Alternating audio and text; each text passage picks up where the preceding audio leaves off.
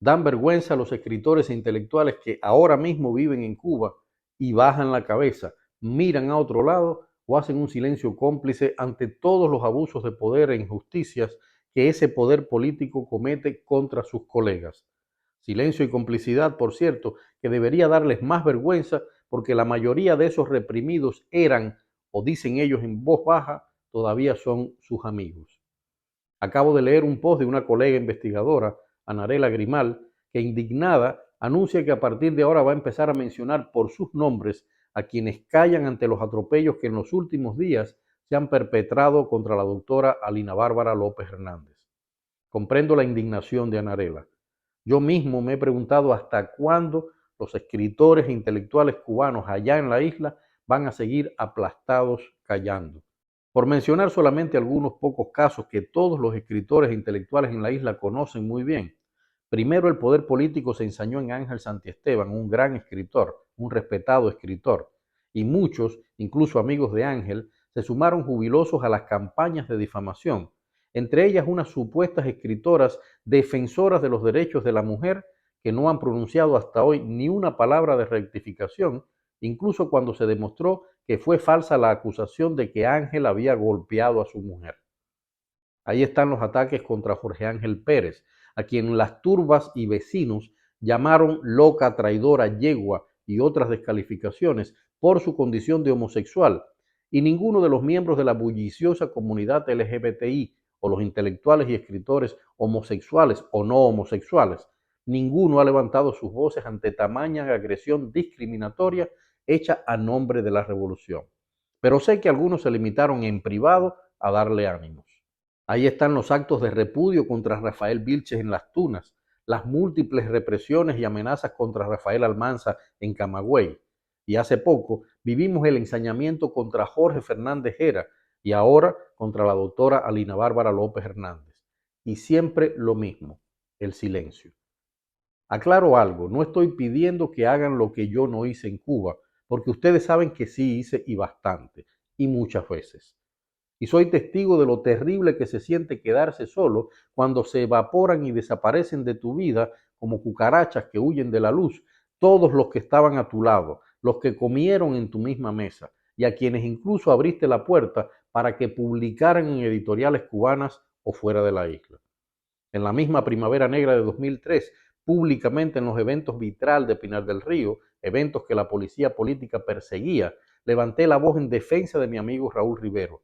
Y en la Feria del Libro de La Habana y otros eventos literarios, en la misma cara de los comisarios culturales y oficiales de la policía política, fui a darle cálidos abrazos a mi querido amigo Manuel Vázquez Portal.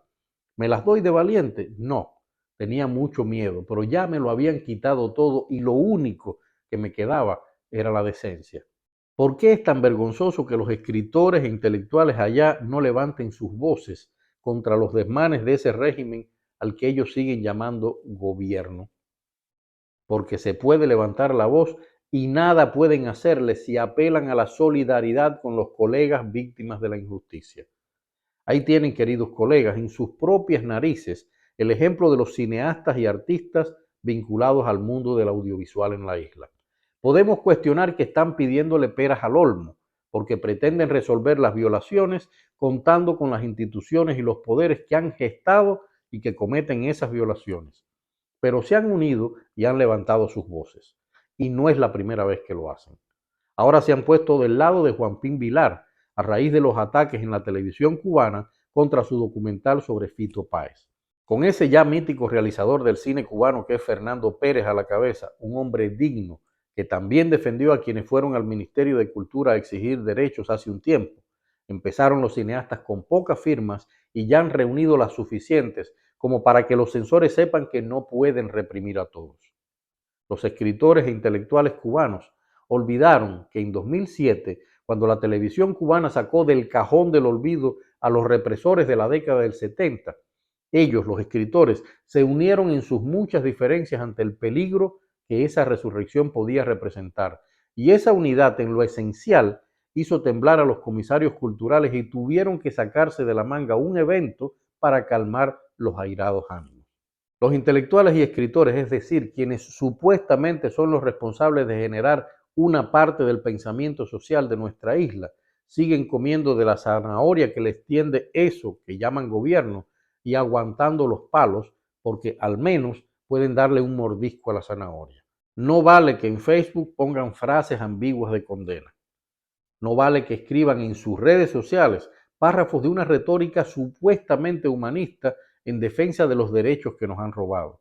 Y mucho menos, eso sí, mucho menos vale que comenten los posts de las víctimas del régimen con frasecitas de consuelo, apelando, como leí hace poco, a que esa víctima no se deje manipular. Escuchen esta frase por quienes desean el mal para nuestro país.